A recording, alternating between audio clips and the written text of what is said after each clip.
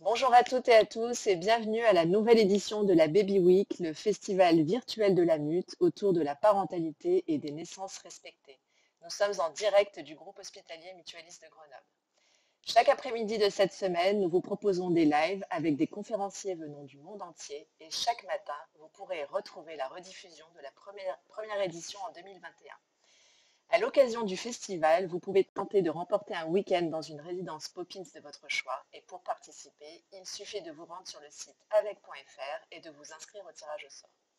Pour lancer l'édition 2023, nous accueillons Karine la sage-femme, Karine québécoise. Karine a plusieurs vies en une. C'est une femme militante, mère, féministe et sa spécialité à elle, c'est le monde des naissances, avec un nouveau paradigme entre science et sacré, celui où les femmes prennent conscience qu'elles ont tout en elles pour enfanter dans la puissance. Hmm. Karine est une sage-femme et elle est fondatrice de la plateforme en ligne Quantique Mama. Cette plateforme propose des préparations à la naissance à destination des parents, mais aussi des séminaires destinés aux professionnels de la périnatalité. N'hésitez pas à poser toutes vos questions dans le chat afin que Karine puisse y répondre à la fin de son intervention. Avec Karine, nous nous connaissons maintenant depuis de nombreuses années et elle est venue déjà à maintes reprises former toute l'équipe de la maternité. J'ai tellement de plaisir à te retrouver aujourd'hui, Karine. Bienvenue, bienvenue. Je sais à quel point ici nous t'apprécions, ta vision, ta façon d'aborder la périnatalité. Tu nous as fait un grand bien il y a quelques années en arrière quand tu es venue former les médecins, les pédiatres, les sages-femmes, les puéricultrices, les auxiliaires de puériculture. Tu as vraiment ouvert notre esprit et nous t'en remercions encore aujourd'hui. Les accouchements dans l'eau, la maison de naissance, toute la vision de l'accouchement physiologique, c'est grâce à toi. Donc, Wow. merci infiniment. Et aujourd'hui, donc, on t'accueille dans cette nouvelle Baby Week. Tu vas nous parler de ta vision des naissances aujourd'hui et comment tu vois peut-être les naissances de demain. Bienvenue, Karine. Ah, oh, merci, ma chérie Alexandra. Tu sais que tu es vraiment comme une sœur pour moi depuis ce premier instant où je suis atterrie à Grenoble, que tu m'as pris dans ta voiture. J'étais comme, waouh, c'est comme retrouver une sœur. Donc, merci pour cette introduction. J'ai très, très hâte de revenir à la mute. En Vous octobre. savez, vous savez à quel point mon amour est réciproque. Oui, merci de l'invitation. Merci à toi encore. Ta fidélité là sur la Baby Week, c'est vraiment une grande chose pour nous. Donc, voilà, je Hmm. voulais un petit peu connaître ton aventure depuis ton passage chez nous, ce que tu as pu tisser autour de la naissance, ton nouveau regard sur ce travail que tu as eu en tant que sage-femme. Là, j'ai vu donc que tu travailles sur cette vision psychédélique. Est-ce que tu peux nous en parler? Qu'est-ce que ça veut dire? Avec plaisir. Wow. Ben, il s'est passé beaucoup de choses depuis que je suis venue. La dernière fois, c'était en 2019. Bon, comme on sait tous, il y a eu une pandémie. Euh, pour moi, ça, c'est vraiment une réalité parallèle qui est arrivée dans ma vie, puisque au début de la pandémie, nous, on a perdu notre fils aîné, Sévan. Alors, on a vraiment été propulsés dans un grand portail de deuil. Et à cause de ce portail, à cause de la pandémie, on a choisi d'aller vivre au Costa Rica, où on a une terre et maintenant où on a une maison. Euh, et j'ai pratiqué, depuis la dernière fois que je t'ai vue, j'ai pratiqué principalement au Costa Rica comme sage-femme. Et comme tu sais, j'ai quitté mon titre de sage-femme au Québec en 2020 parce que c'était clair pour moi que maintenant j'allais pratiquer plutôt au Costa Rica. Et ces 3 dernières années à pratiquer comme sage-femme dans la jungle ont vraiment été extraordinaires. Euh, je pense que les presque 20 années avant m'avaient préparé à ça. Forcément, c'est le chemin de la vie. Hein? Et tu sais, j'ai pu témoigner des naissances vraiment extraordinaires avec euh, qui se, qui se dévoilaient de la façon la plus simple au monde, comme c'est l'histoire de l'humanité, quand la mère est en santé, que la grossesse se passe bien, que le bébé est en santé, les choses généralement vont bien si on vient pas intervenir et foutre le trouble. Et c'était vraiment très, très intéressant parce que pour moi, ça m'a vraiment permis de tisser encore plus mes connaissances et de, de laisser fleurir aussi beaucoup encore plus mon humilité à porter les naissances. Je ne sais pas toi, mais moi, plus le temps passe, plus je me présente aux naissances comme une page blanche, comme si je savais rien.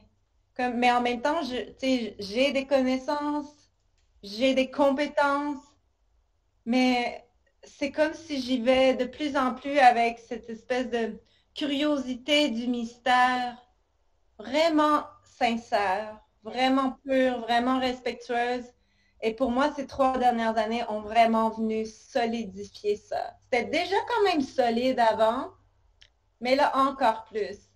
Et tu sais, entre autres, il y a un bébé qui est né en siège, un siège complet.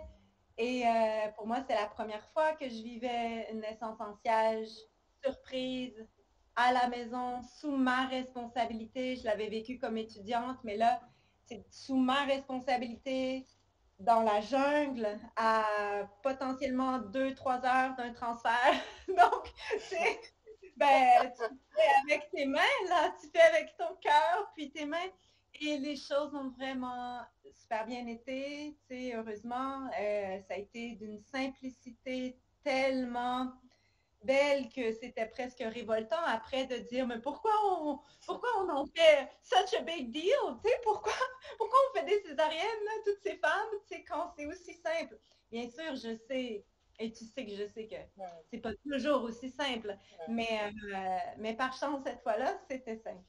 Et voilà, je suis revenue en mars dernier au Québec parce que ce chapitre-là, pour ce moment-là de notre vie, était terminé au Costa Rica. Donc là, on est au Québec et, et je suis vraiment en train de préparer mon retour après 3 ans en tant que formatrice internationale sur le terrain. Donc, comme tu l'as dit au début, je prévois recommencer mes tournées à l'automne 2023 et ça me rend vraiment émue de dire ça parce que il y a 3 ans, quand notre fils est mort, jamais j'aurais pu imaginer que j'allais être capable. Alors l'humain survit vraiment à plus qu'il se croit capable. Hein? Et donc, dans tout ça, comment j'en viens au psychédélique? Il y a 1 an, j'ai commencé une formation pour devenir praticienne en thérapie psychédélique. Et c'était vraiment un... Tu sais, parfois dans la vie, tu as comme une vague qui te pousse vers quelque chose et tu sais pas trop pourquoi, mais il faut que tu y ailles. Donc, c'était vraiment ça. Et maintenant, je sais pourquoi. J'avais beaucoup de guérison à faire pour moi parce que mon fils est décédé de mauvaises pratiques avec les psychédéliques. Donc, moi, j'avais à aller chercher des connaissances pour vraiment comprendre c'est quoi les bonnes pratiques et qu'est-ce qu'il aurait pu avoir comme bonne pratique si on avait su et si on si on avait ces connaissances-là que j'ai en ce moment. Parce que quand on parle, quand on étudie la thérapie, la capacité de l'humain à guérir, etc., on parle beaucoup de l'intelligence du guérisseur intérieur. Alors, mon fils, il avait cette intelligence de guérisseur intérieur d'aller vers les psychédéliques pour l'aider à accepter sa mort. Et Oui, parce qu'on peut le dire, il avait une maladie neurodégénérative, c'est ça? c'est ça. Et il était vraiment, on pensait qu'il avait encore quelques années. Il était, en fait, quand il est mort, il était plus vivant que jamais, mais ça, c'est un signe. Quand quelqu'un va mourir, quand quelqu'un malade va mourir, c'est un signe. Maintenant, je le sais. À l'époque, je ne le savais pas. Et il avait trouvé que pour lui, sa substance, c'était la MDMA. Et on sait que la MDMA, c'est une substance, quand elle est utilisée de façon thérapeutique, qui aide à l'acceptation de fin de vie. Et donc, c'est pour ça qu'il était si bien et si en paix. Sauf que il n'était pas accompagné. Et donc, son guérisseur intelligent intérieur avait trouvé une voie, mais il n'avait pas l'encadrement pour le faire de façon sécuritaire. Et malheureusement, il en est mort. Et bon, la suite c'est l'histoire de notre vie à nous, parce que lui, la sienne, elle s'est arrêtée là. C'est terminé.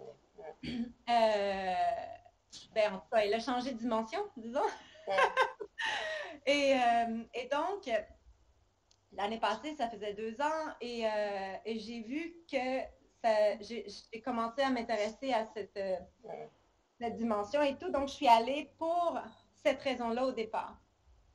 Et à ma grande surprise, en faisant cette formation qui est très, très solide, là, super scientifique, c'est vraiment encadré, c'est très bêta, ben, j'ai réalisé que j'ai trouvé des clés pour expliquer encore mieux le mystère de la naissance. Parce que quand on est sage-femme, quand on est médecin, infirmière, auxiliaire, qu'on porte ces espaces de naissance, on sait que la femme qui enfante, elle est dans un état modifié de conscience, right? Donc, moi, quand je suis arrivée dans mon cours, il parlait de trucs où je disais, ah ben moi, ça fait 20 ans que je fais ça. Moi, ça fait 20 ans que c'est ça ma vie. C'est ça ma vie. Et si on peut rappeler l'état modifié de conscience pour ceux qui nous écoutent, peut-être Karine, avec les étapes du vortex de la naissance, c'est ce moment, peut-être, tu l'envisages à quel moment en fait, quand la femme elle est vraiment dans cet état second? Ben, ce qui est vraiment fascinant. On parle de l'accouchement physiologique, bien sûr, sans péridurale, on est d'accord. Oui, mais et c'est là aussi que j'amène des choses nouvelles, peut-être parce que j'ai pu réfléchir depuis la dernière fois que je suis venue à Grenoble. Parce que, bon, là, entre-temps, tout ça, ça m'a amené à être une passionnée de neurosciences. Et donc, j'ai découvert et plongé encore plus dans ce sujet de la neuroplasticité périnatale. OK? Donc, on sait que déjà, avec la grossesse, la femme enceinte, elle est dans un état modifié de conscience. Tu sais, souvent les gens vont dire, ah, tu sais, c'est le baby brain, ou, tu sais, elle est dans la lune, ou elle fait juste penser à la grossesse, à son bébé, il n'y a plus rien d'important, etc. Mais ça, c'est l'intelligence de notre blueprint, là, de notre empreinte, disons, ADN génétique de femme, née avec un utérus, capacité de créer la vie enfantée. Ben, dès le moment où le bébé commence à grandir dans notre ventre, il y a cette altération qui commence à opérer. Et ça s'explique par la neuroplasticité périnatale. Et on sait que ça s'active particulièrement à partir du moment où le bébé commence à bouger dans le ventre. Parce que, tu sais, le cerveau, lui, il est habitué avec toutes sortes de sensations dans notre corps. Mais là, ça, c'est nouveau. Qu'est-ce que c'est que ça? Donc, il doit faire des nouvelles connexions dans le cerveau pour comprendre, mais c'est quoi ces mouvements?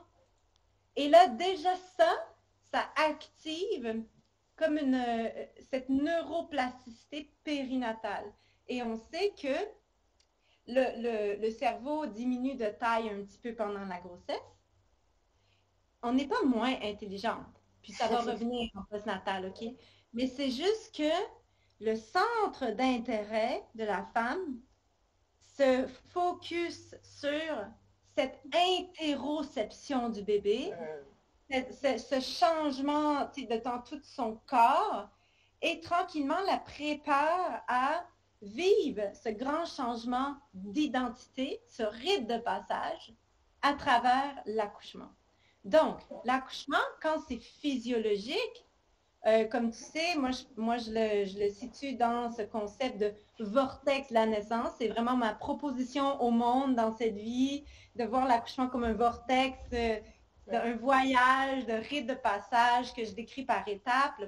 Et à travers ces étapes qui sont vraiment associées à la fréquence des contractions, la longueur, l'intensité, la force, les sensations, le bébé qui descend, qui ouvre le col, qui traverse le col, qui ouvre le bassin, etc., ces sensations vont forcément demander à la femme de se laisser traverser. Donc, comment on fait ça? Se laisser traverser par un gros bébé à travers un petit tu sais, on souffle, on va chanter, on va faire des sons, on va bouger, on va prendre des positions. Bien sûr, après, on revient à toute cette notion dont on parle en thérapie psychédélique, le set and setting. Le set qui est vraiment le mindset de la personne. Donc, à quel point elle est préparée, à quel point elle est motivée, à quel point elle veut, à quel point elle y croit dans sa capacité d'enfanter. Et le setting, donc qui est, chez vous, ça serait la mute. Donc, ça veut dire l'environnement, comment la chambre de naissance, l'équipe, les protocoles, comment l'équipe y croit, comment ça supporte, etc. Ou ne supporte pas et prend en charge et met de la peur ou contrôle, etc. Donc, quand le set et setting est vraiment favorable, ben là, la femme va s'ouvrir, elle va dire oui, elle va devenir vraiment altérée dans sa conscience. On n'accouche pas dans la réalité ordinaire, OK? Il faut accepter de partir dans cet ailleurs, de se laisser altérer et, comme tu sais, je dis souvent, de redevenir Cro-Magnon un peu. Et ça, c'est dur pour nous, les femmes de l'ère moderne, qu'on a programmées à être des bonnes petites filles, bien habillées, bien peignées, bien maquillées, à pas parler trop fort, à dire oui monsieur, oui madame, à écouter les règles et tout ça. Oui. On ne peut pas accoucher comme ça. On ne peut pas. Naturellement, c'est pas comme ça que ça se passe. Et c'est vrai que naturellement, on ne fait pas passer ce message-là aux femmes. On ne leur dit pas à quel point elles ont le droit d'hurler, même que c'est vital d'hurler pendant un accouchement. Et quand on est fragmenté à ce moment-là, souvent les patientes derrière, elles disent « Pardon, excusez-moi, je ne me suis pas reconnue. » Vraiment. Et en fait, il faut leur dire que c'est naturel. C'est simplement, effectivement, de venir avec un cerveau reptilien et devenir animal à ce moment-là. On redevient un animal, oui. C'est vrai qu'on est éduqué à se taire, on n'est pas du tout éduqué à hurler et à se laisser, effectivement, dans cette dimension-là, on n'a pas l'habitude. Et comme tu sais, c'est ça, je vous en avais parlé quand j'étais venue en 2018-2019, le cerveau, on peut le voir comme le premier étage. C'est le premier étage où, là, on est des bonnes petites femmes soumises, qui fait ce qu'on a à faire, on est poli, on ne parle pas trop fort. Mais quand on n'accouche pas dans ce premier étage. Il faut descendre, comme tu dis, dans ce cerveau reptilien. Il faut aller dans nos racines, dans notre base. Et on n'y va jamais dans la vie de tous les jours. Et c'est pour ça que, bon, moi, je pense, je ne l'ai pas dit dans mon introduction, mais j'ai fait une formation pour devenir praticienne en approche somatique. Donc, le soma, c'est la sagesse du corps. Et comment quand on arrive à vraiment descendre dans son corps, habiter son corps, peut-être même vivre certaines expériences qui modifient la conscience, comme danser, comme faire l'amour avec son partenaire en conscience, se donner le droit d'avoir aussi du plaisir, de pas juste que ça s'arrête après 2 minutes parce que monsieur a eu son plaisir, tu sais.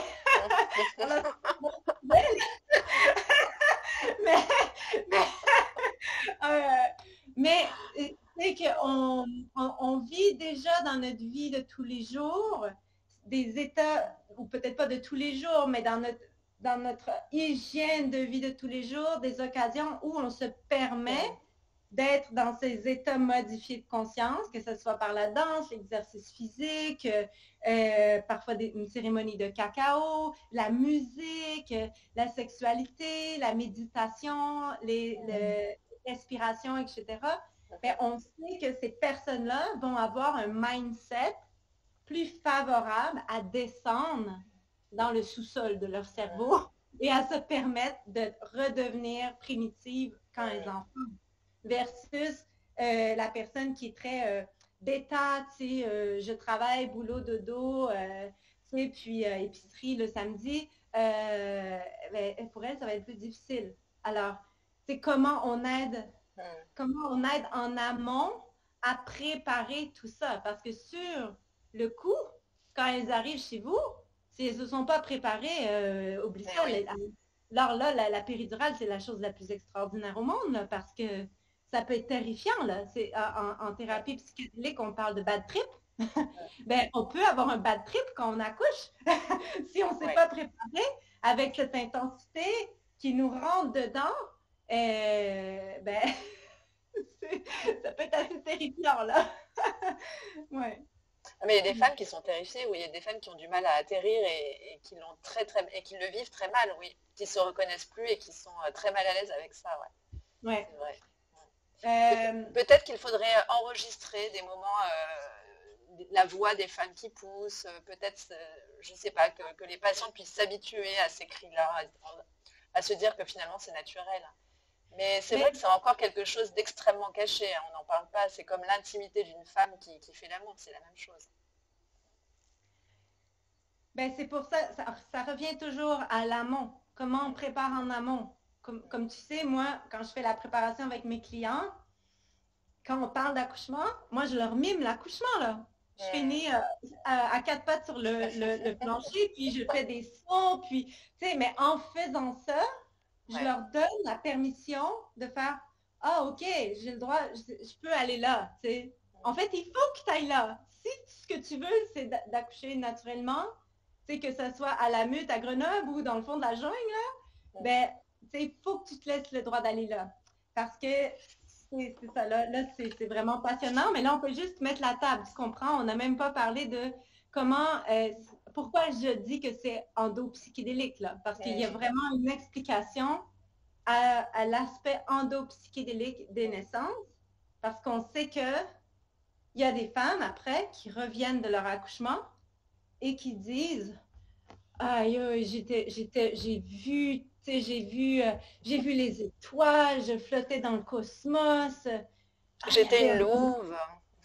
J'étais une louve, tu sais, j'étais une guenon, puis j'avais mes sœurs guenons autour de moi. J'étais sur le dos d'un condor. J'ai plongé dans l'Atlantide. Des trucs de dingue. C'est vrai. C'est vrai. Et c'est pas tout le monde qui m'ont parlé de ça. Comme c'est pas tout le monde qui va aller boire sa tasse d'ayahuasca et qui va avoir des visions visuelles, OK? Il y en a qui vont juste vraiment vivre l'expérience dans leur corps, puis qui vont rester là tout le long. Et il y en a d'autres qui vont partir et qui vont avoir vraiment des récits complètement hallucinants. Ouais. Et donc, tu penses qu'il y a un effet hormonal aussi sur le cerveau? C'est les hormones qui agissent et qu'est-ce qui fait que ça fonctionne comme ça à ce moment-là? En fait, ce qui est fascinant, puis c'est là que je m'en viens avec ma tournée à l'automne en France, c'est que je viens vous parler de nouvelles molécules qui, selon moi, et on reste toujours dans la notion d'hypothèse, proposition, là, parce que même dans les chercheurs qui ont offert 20 ans, 25 ans, 30 ans de leur vie à étudier ça, on est encore dans cette notion d'hypothèse. Et je viens en fait proposer une nouvelle molécule impliquée dans l'accouchement. Je vous en avais parlé rapidement quand je suis venue en 2018-2019. Mais pas plus que ça. Et là, ben, en fait, c'est à partir de cette molécule qui est basé vraiment tout mon prochain séminaire. et j'ai nommé la diméthyltryptamine, Waouh. qui est une molécule neurotransmetteur. On ne sait pas trop comment on l'appelle encore. Beaucoup l'appellent neurotransmetteur de la glande pinéale. La glande pinéale, qui est vraiment comme, qui est souvent appelée comme la graine de l'esprit, la graine germinatoire de l'esprit. La DMT serait la molécule de l'esprit. Et comme tu sais, au sommet du vortex de la naissance, après ce moment de fragmentation, tu sais que vous, en France, vous appelez le moment de désespérance, quand la femme accepte, qu'elle se laisse fragmenter, qui dit, OK, allez, tant pis, je vais mourir, tu sais, mais là, je vous ai parlé de l'étape de la quiétude, hein? Ce moment de soudain silence. Avant, l'instant d'avant, elle voulait mourir, elle voulait la périr, etc. Et là, il s'est passé quelque chose. Et soudainement, on a l'impression qu'elle dort. Certaines vont ronfler. Ben, dans ce moment-là, c'est le moment que je vous disais, elle part. Il y a certaines femmes qui vont vraiment avoir une décorporation et le voyage astral et elles vont aller chercher l'esprit de leur bébé. Et quand elles vont trouver l'esprit de leur bébé, ben à ce moment-là, elles vont être réaspirées dans leur corps avec l'esprit de leur bébé, dont le corps physique est dans le corps aussi de la mère, et la poussée commence. Et souvent, le bébé naît dans les 20-30 minutes après ça. Donc, moi, je viens vous donner l'explication maintenant. Parce que là, je l'ai trouvé.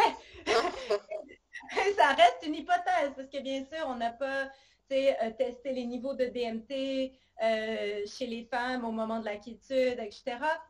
Cela dit, par contre, puis là, je te donne un petit peu la cerise sur le sundae avant même d'avoir fait le sundae, c'est qu'on sait que quand on a étudié la DMT en laboratoire, on sait que les bébés mammifères qu'on a étudiés naissent et sont pleins de DMT. Ah oui.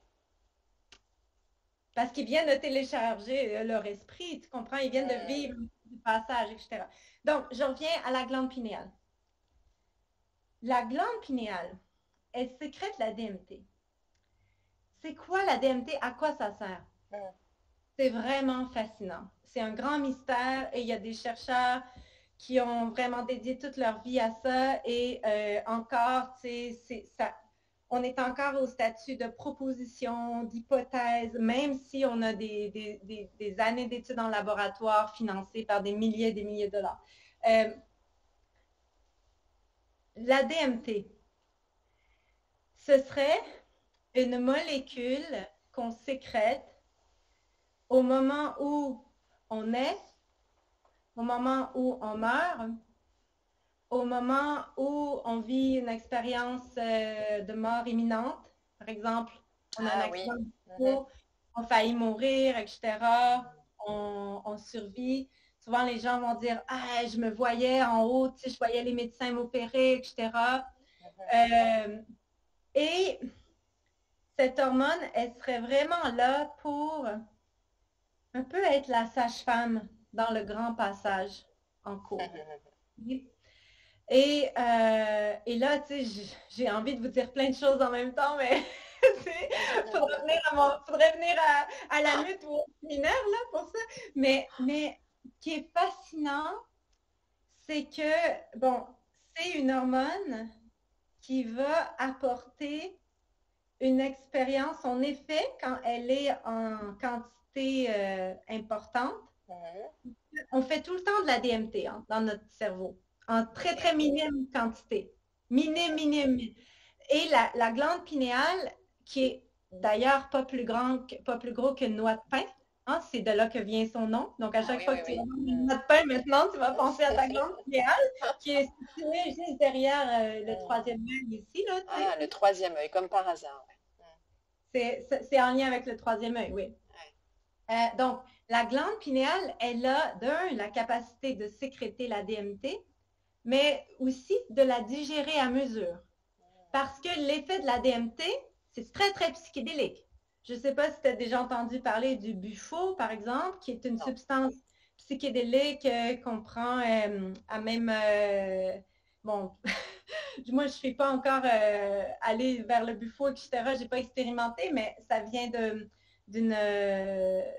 le buffo, ça vient d'un crapaud. Donc, la substance qui est sur la peau du crapaud. Et les gens vont le fumer pour avoir une expérience de DMT. Et moi, j'ai toujours dit à mes amis qui font du buffo, mais moi, je n'ai pas besoin de faire ça parce que j'ai eu 4 enfants. Donc, j'ai déjà vécu l'expérience du buffo.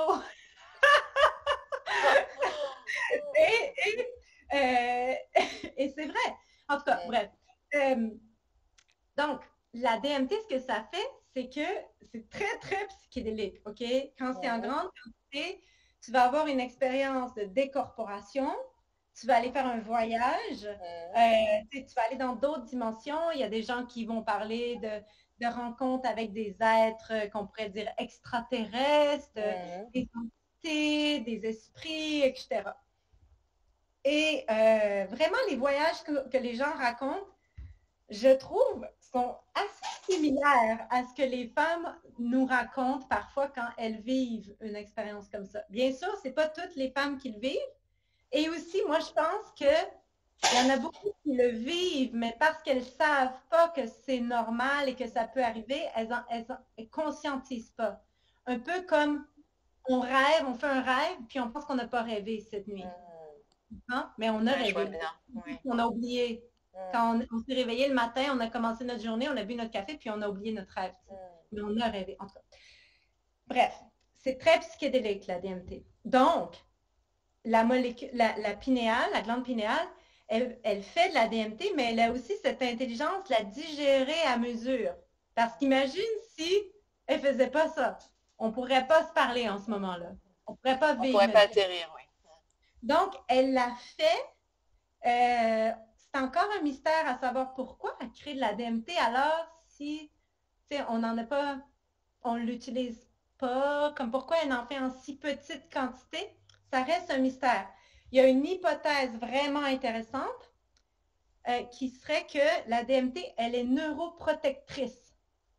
Donc, elle va protéger contre les potentiels traumas à la psyché et au cerveau. Alors les anoxies, par exemple, cérébrales de l'enfant, du nouveau-né pendant le travail. Exact. OK? Donc, et aussi, sachant qu'une femme sur 3 revient avec un accouchement traumatique de son accouchement de nos jours, ben, on comprend maintenant pourquoi c'est pas une femme sur 3 qui a un choc post-traumatique de son accouchement. OK? Ça ne veut pas dire que c'est juste à cause de la DMT, mais l'hypothèse est intéressante. Donc, on la garde là. Tout ça pour dire que au moment de l'accouchement, quand la femme panique, parce que la femme panique, hein, au moment de la phase de l'expérience, non, je ne vais pas y arriver, sauvez-moi, je vais mourir, tu sais, comme faites-moi la péri, faites-moi une césarienne. Moi, je me souviens, mon premier, j'avais 21 ans, je disais, je ne veux pas la péri, mais faites-moi une césarienne, tu sais, sauvez-moi. En tout cas, finalement, il est né 20 minutes après, là. Mais après, j'ai fait mon voyage astral, puis il est né. Mais tout ça pour dire qu'on sait qu'un très haut taux d'adrénaline va faire que quand la glande pinéale baigne dans l'adrénaline, parce qu'elle adore l'adrénaline, quand on a de l'adrénaline dans une très grande quantité comme au moment du sommet du vortex de la naissance, la glande pinéale, elle s'excite parce que c'est l'adrénaline qui lui donne la permission d'arrêter de digérer la DMT. Donc, c'est pour ça que quand la femme panique, mais qu'elle arrive parce qu'il y a quelqu'un qui lui tient la main et qui lui dit « C'est normal, c'est ton sommet, tout va bien, laisse-toi fragmenter, laisse-toi traverser, profite de ta pause, vas-y, tu es en sécurité. » Ben là, elle s'en va dans son trip de DMT, buffo naturel donné à l'accouchement, pas besoin d'aller dans l'Amazonie. Et elle fait son trip, puis elle va trouver son bébé. Ouais. Et là, donc après, c'est la phase de quiétude. Alors, on disait que cette phase de quiétude, finalement, tu sais, c'était le moment où le pH de l'enfant, il se normalisait, il y avait moins de contractions, on attendait de nouveau les vagues, il y a tout qui était calme, la maman pouvait reprendre des forces, se reposer, mais peut-être que c'est dû à ce processus-là, alors. Ben, moi, c'est mon hypothèse, c'est que c'est la Ouais. DMT qui fait, c'est comme ce grand pic d'adrénaline, Hmm. puis, tu sais, associé à l'endorphine qui est là parce qu'elle est bien soutenue dans son set and setting, ben, ça met les conditions favorables à, de un, cette expérience de DMT, ce téléchargement de l'esprit de son bébé, de sa capacité d'être mère, etc. Et cet aspect aussi neuroprotecteur, tant pour le bébé que pour la mère, parce que putain, ça peut être vraiment traumatisant, là, une Oui, telle douleur. oui. Hein? C'est vraiment intense, là, l'accouchement. Mm. Si tu n'es pas supporté dans ce moment-là Oui. et que tu n'as pas en plus cette protection de ta DMT endogène, Mm. mais tu peux vraiment, même dans un accouchement naturel à la maison, te retrouver en postnatal et être en trauma, là. Donc, c'est comme vraiment la nature a tout prévu. C'est vraiment passionnant, ouais. C'est vraiment intéressant et c'est vrai qu'on comprend effectivement pourquoi cette petite molécule peut vraiment nous aider à passer le cap. Et pourquoi effectivement on peut la retrouver au moment de ces morts imminentes. C'est vraiment passionnant. Ça demande vraiment à pousser pour voir un petit peu jusqu'où tu nous mènes. C'est vraiment en octobre, j'ai hâte. Ouais, c'est on n'a prémisse, même mais pas parlé de l'entropie du cerveau.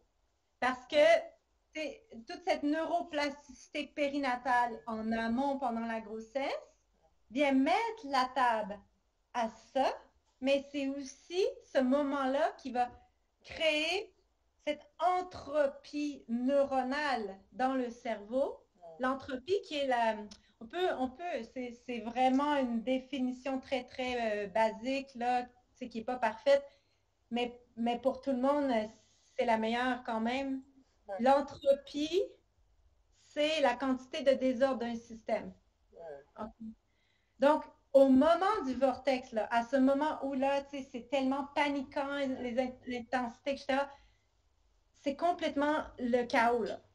C'est le chaos cérébral. La personne, elle ne sait plus qui elle est, elle ne sait pas où elle s'en va, c'est la panique totale à bord, c'est tellement intense, comme c'est le désordre total. Mais on parle, c'est l'entropie cérébrale. Et c'est ça qui se passe et c'est pourquoi la thérapie psychédélique fonctionne si bien, c'est qu'elle vient dans le pic psychédélique foutre le bordel dans le cerveau pour offrir des nouvelles opportunités de connexion neuronale plus adaptées à la guérison de la personne, à la santé mentale de la personne. Et donc, dans cette notion de l'accouchement, c'est un rite de passage, on a un changement d'identité, on n'est plus jamais la même après parce qu'on passe de femme à mère, de mère de 1 à 2 enfants, de couple à famille, de famille de 3 à 4, etc. Bien, cette entropie qui est créée par l'intensité des sensations vient offrir à la femme vraiment une opportunité qui va faciliter le tissage de sa nouvelle identité. Et tout ça va être protégé par cette DMT qui est neuroprotectrice. Magnifique, magnifique.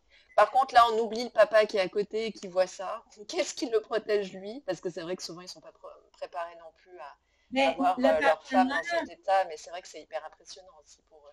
Merci de nommer le partenaire parce qu'on n'en parle pas souvent. Le papa ou l'autre maman à côté, quand ils sont préparés aussi en amont, moi, je pense qu'ils sont très perméables à tous ces états modifiés de conscience et qu'ils ou elles vivent en quelque sorte cette sorte d'entropie. Parce que de voir ta femme être dans un tel état, c'est sûr à 100% que ça vient foutre le bordel dans ta conception de la vie, puis dans ta conception de ta femme. Tu la pensais pas, tu la pensais pas capable de faire ça, ou tu savais qu'elle était capable, mais pas à ce point-là. Tu savais qu'elle était forte, mais pas à ce point-là. Donc, du coup, là, moi, je suis convaincue qu'il y a une sorte d'entropie qui se passe aussi.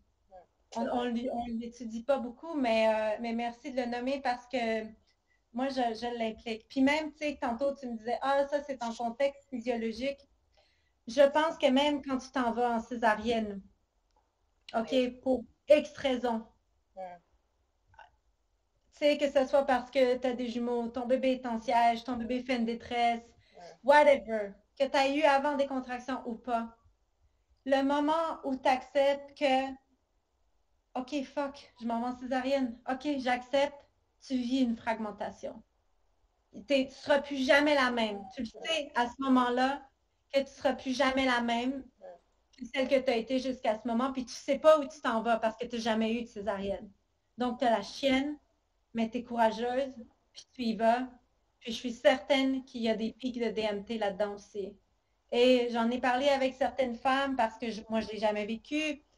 Je l'ai témoigné plusieurs fois, mais jamais vécu. Puis celles qui l'ont vécu me disent, mais tellement, je peux exactement, maintenant que tu me donnes le droit d'avoir eu ma fragmentation, je sais c'est quand c'est arrivé et je sais qu'est-ce que ça me fait. Et même quand on prend la péridurale, c'est le moment où on prend la péri, qu'est-ce qui se passe? T'sais, on ne le sait pas. Il y a une espèce de lâcher prise, de I surrender. Comme, et je suis sûre qu'il y a un aspect endopsychédélique là aussi, qui est peut-être moins Oui, moins poétique, puissant. moins, moins extraordinaire, waouh, waouh, c'est moins fashion. mais je suis certaine qu'il y a matière à réflexion là aussi.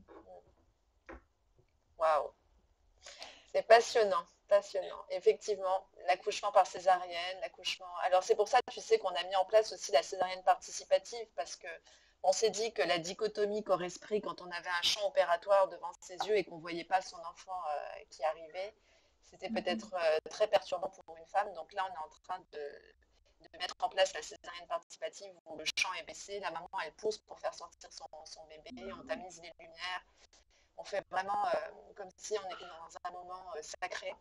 Et ça crée une émotion qui est extraordinaire. Alors, c'est pour les césariennes qui sont programmées, on a le temps un petit peu d'anticiper la mise en place de tout ça, mais c'est vrai que ça change quand même bien la donne. Rien que de pouvoir baisser le champ et de voir, tu vois, son corps et son enfant à net, c'est extraordinaire. Voilà. Donc peut-être qu'il y a un petit peu plus voilà, d'hormones à ce moment-là, de choses qui se jouent au niveau de l'ocytocine, de l'hormone du lien.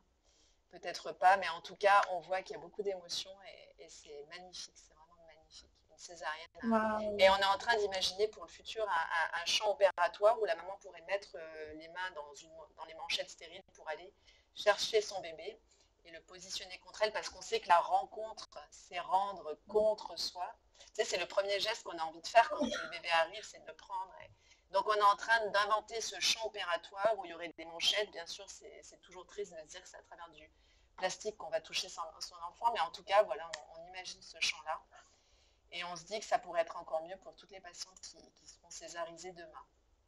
Voilà comment on essaie d'emmener un petit peu plus de physiologie, de poésie dans ce moment, qui est quand même l'une des opérations les plus faites au monde. Donc voilà, un peu de poésie là-dedans. C'est la première opération la plus pratiquée au monde, right? Voilà, donc c'est pas rien. Voilà. C'est pas rien. Et c'est là que moi, tu sais, parce que moi, je suis vraiment une spécialiste de l'accouchement physiologique, hors structure même, j'oserais dire. Et c'est là que moi, je vous renvoie, où je vous dis, comment c'est vous qui allez devenir les spécialistes de ces propositions, d'hypothèses, de philosophie, d'approche, tu sais, pour amener un peu plus de sacré dans toutes ces différentes interventions de la science qui sont parfois nécessaires pour la mère, le bébé. Donc, c'est pour ça que, comme tu disais au début, c'est toute cette notion entre science et sacré, comment on balance pour offrir le meilleur setting aux femmes qui enfantent euh, peut Et être... aux équipes médicales et aux professionnels, parce que tu sais qu'on a beaucoup de pertes de sens dans nos métiers et le fait de ramener du mystique, du sacré, de la poésie dans ce moment-là, ça fait du bien à tout le monde. Ça fait du bien à tout le monde. C'est là encore des rares moments qu'on n'arrive pas à maîtriser sur cette terre, la naissance d'un enfant, ni la date, ni l'heure, ni savoir Ouais, comment ça va se ouais, terminer. C'est toute cette ouais. poésie-là qui est magique. Et c'est vrai que de remettre du Du mystère, de la sacré. poésie et Ouais, du sacré, ça fait ouais. du bien dans ce monde. Voilà, donc on essaye. Et c'est grâce à toi aussi, parce que c'est vrai que ce milieu qui a été hyper médicalisé des années 50 jusqu'à nos jours, où vraiment l'accouchement, il y avait une taylorisation des ventes dans les hôpitaux, où, voilà, c'était un peu la péridurale à tour de bras. Là, c'est vrai que les femmes, maintenant, elles ont envie de se réapproprier ça, cet accouchement, ce moment pour tendre vers autre chose. Et ton Oui, ouverture d'esprit, cette proposition que tu nous as quand même offerte, parce que c'était pas rien que de pouvoir mettre un mot sur toutes les étapes de l'accouchement physiologique. Ces mots-là, ça nous a quand même permis d'entrevoir voilà, une autre dimension de la naissance et oui. d'avoir moins peur, parce que finalement, quand une femme était en phase de désespérance, moi je me rappelle, j'étais élève sage-femme, je me disais, mon Dieu, elle va mourir, il faut vite lui poser une péri, j'avais peur, je ne savais pas que c'était physiologique. Grâce Oui. à toi, grâce à tes mots, ton vortex, tes paroles, on a pu grandir, on a beaucoup moins peur, on sait maintenant que c'est complètement normal. Mais voilà, donc toute cette poésie, tout ce mystique, ce sacré, c'est grâce à toi. On Mm, pourrait penser que tu es des fois sacré, vraiment sacré et très perché, mais je peux dire à tout le monde que Karine, elle est toujours évidence, mais ce médecine hyper scientifique, hyper... voilà, elle connaît tout sur le bout des doigts, toutes les publications, et tu as toujours réussi à nous ramener avec le curseur pile poil au bon endroit. Et, ah, ouais. merci. Et c'est hyper important de le dire. Voilà, tu es sage-femme, tu es une professionnelle de la périnatalité et tu nous ramènes aussi cette poésie. Et ça fait un bien fou, ça redonne du sens, ça redonne voilà, vraiment de la beauté dans notre travail. Et je te remercie pour tout ça. Ah, oh.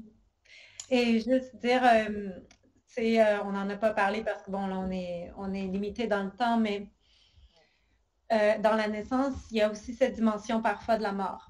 Hmm? Mm, Il y a certains bébés qui vont pas naître, ben, qui vont naître mais sans vie ou qui vont naître et partir très vite. Et, euh, et cette compréhension de tout cet aspect endopsychédélique peut aussi s'appliquer au processus du deuil des personnes qui restent après. Donc, les parents, la famille autour. Et quand on applique ces notions d'entropie cérébrale causée par l'annonce de la mort de notre enfant, ou encore pire à mon avis, de la mère, qui est très très rare, ça c'est vraiment rare, mais il y en a quand même, peut-être à 10 sur 100 000 en France qui meurent à chaque année.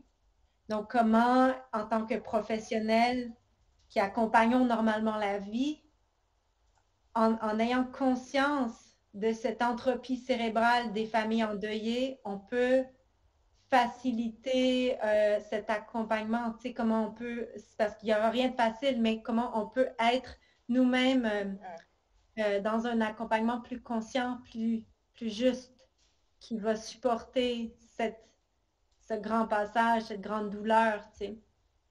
Et ça amène vraiment aussi des connaissances pour ça. Donc, Donc j'ai hâte de se retrouver en octobre pour savoir tout ça. Et donc comment tu vois les naissances de demain? Est-ce que tu vois vraiment un virage? Est-ce que tu le ressens ou pas? ben moi, je suis quelqu'un de nature très optimiste dans la vie, parfois un peu naïve encore, mais je pense que c'est une naïveté qui est quand même mature et neuroprotectrice, chose à dire.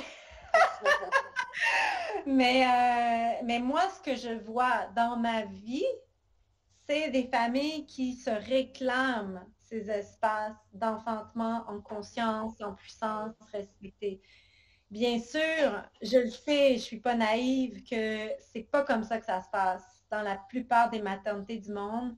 Et pour avoir passé les 3 dernières années et demie au Costa Rica, j'ai pu témoigner, c'était pas mes clientes, mais j'ai pu entendre des histoires de femmes qui ont malheureusement dû aller à l'hôpital et qui ont vécu des violences obstétricales épouvantables qu'on ne voit plus dans les pays en émergence, comme les pays industrialisés comme le nôtre, OK? Donc, on voit encore des violences dans certaines maternités en France, au Canada, aux États-Unis, etc. Mais j'ai vu des violences dont on n'entend plus parler depuis vraiment longtemps, qui sont encore faites là-bas, aux femmes, aux bébés même. Donc, à travers le monde, c'est le chaos, c'est l'entropie totale. Mais cette entropie totale de complètement chaotique, patriarcale, de dominance protocolaire, prise en charge, les femmes, comme sont dépourvues d'émotions, etc., on peut aussi le voir comme une opportunité de réinventer un meilleur monde. Puis c'est là que j'arrive avec cette idée d'un nouveau paradigme. Comment on peut partir d'où on est maintenant, puis humblement reconnaître que ça n'a pas d'allure, puis ramener des opportunités, de nouvelles connexions entre professionnels, avec les familles, etc., qui va nous amener à quelque chose de plus respectueux pour tout le monde. Parce que les professionnels ne sont pas nécessairement heureux non plus là-dedans. Là. Non, ça c'est sûr. Et d'ailleurs, si tu veux, je t'invite à regarder, il y a Mounia El-Kotni, donc c'est une anthropologue, chercheuse qui interviendra sur les sages-femmes au Mexique. Et justement, elle parle de ça, de cette hypermédicalisation. Et là, les sages-femmes qui essaient de recentrer un petit peu et de réouvrir de nouveau vers la nature, la protection des femmes en nourrissant la terre-mère pour nourrir la patiente. Et vraiment, elle est passionnante. Donc, je t'invite vraiment à l'écouter. Tu vas adorer. OK, et merci. Je crois que c'est mercredi qu'elle sera avec nous. OK, wow. Voilà. Elle est géniale. J'ai hâte. Ouais, j'ai jamais entendu son nom. Donc, j'ai hâte de voir qui elle est. Donc, voilà. Écoute, en tout cas, merci. Je ne sais pas quelle heure il est. Je vais regarder. 16 heures. Donc, voilà, nous avons fait le tour. Est-ce que tu as d'autres choses à nous dire, Karine? J'ai plein d'autres choses à vous dire. Je vais venir vous voir.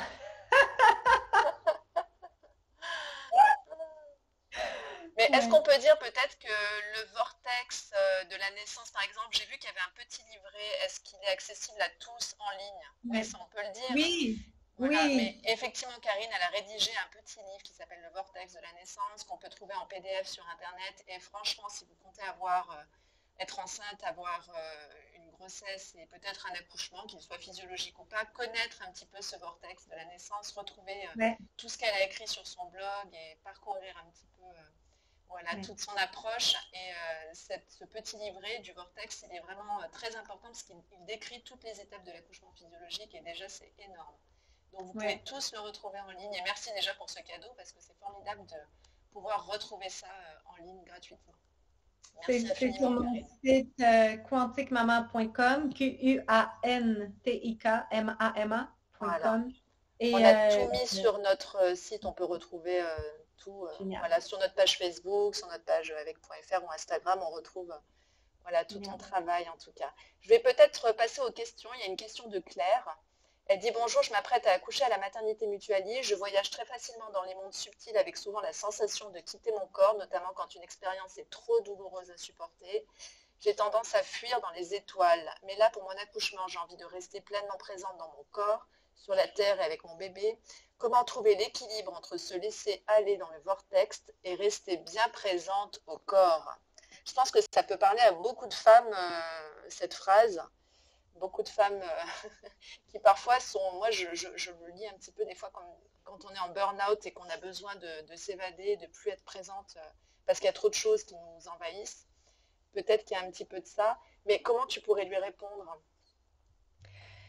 Je pense que ça dépend là, de quelle situation elle parle, mais moi, les situations dont elle parle, puis là, ton exemple de burn-out, c'est plus, pour moi, ça, c'est plus une réponse de l'intelligence du corps, en lien avec le système nerveux, qui est une des réponses qu'on peut avoir. On peut avoir soit l'instinct de se battre, de fuir, de freeze, tu sais, on sent plus rien, plus aucune Mm, émotion, etc. Ou mm. de se dissocier. Oui, OK? Donc, et quand c'est l'accouchement, pour moi, quand on enfante, c'est pas comparable. Parce que si tu es bien préparé, que tu es bien mm, soutenu, c'est un voyage qui est tout à fait souhaitable. mm, C'est OK à un moment donné, entre les contractions, etc., si tu te laisses flotter dans ton espace, de peut-être même, sans t'en rendre compte, c'est te dissocier de ton corps, aller dans ces espaces mystiques, etc., cosmiques, whatever, appelle-les comme tu veux. mm. C'est tout OK. On n'est pas dans une réaction nerveuse de dissociation parce que c'est trop intense à gérer dans mon corps, donc je vais me dissocier de ce qui se passe. C'est pas ça, là.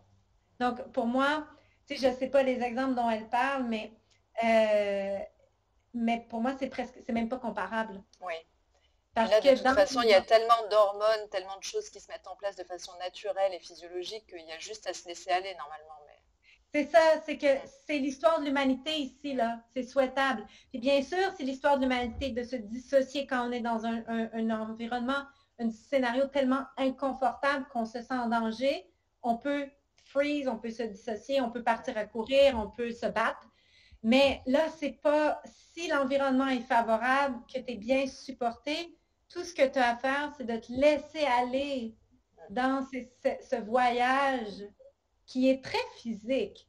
C'est très physique. Et le moment dont je parle, je ne l'ai pas dit, hein, mais la DMT, ça a un effet d'à peu près 15-20 minutes. Fait que je ne suis pas en train de parler de quelque chose qui dure des heures et des heures et des heures, là.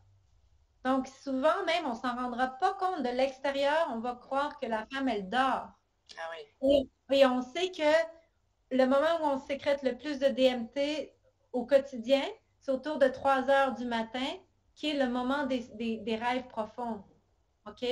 Donc, on en fait déjà, on a déjà cette capacité très naturelle au quotidien, dans notre rythme circadien, de vivre ces moments-là. Donc, c'est pas du tout pareil qu'une réaction somatique réactive du corps à une situation de la vie qui n'est pas tenable. C'est pas comparable pour moi.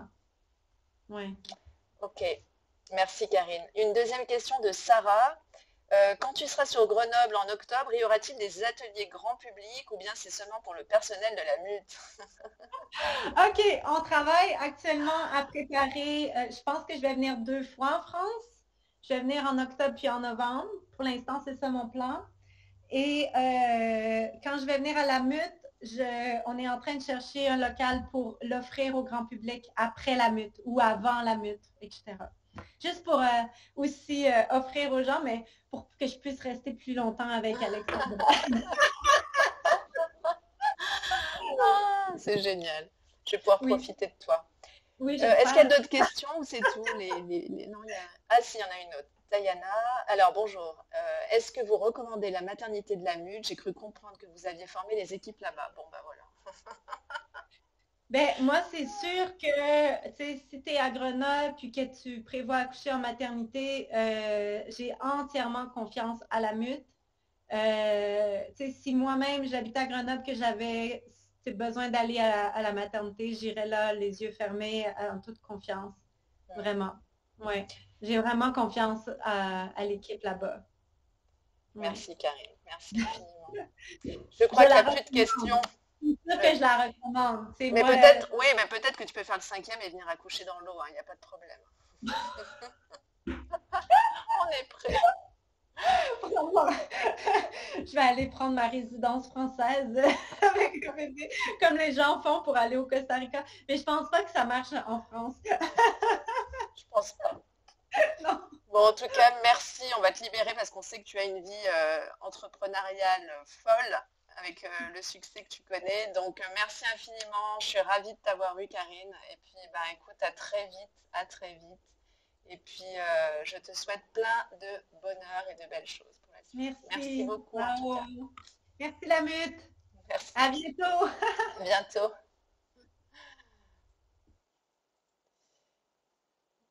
Donc, voilà, pour Karine, c'est terminé. Nous nous retrouvons donc dans peu de temps avec Malika Bonapace, de nouveau une Québécoise qui donc interviendra pour nous parler du consentement.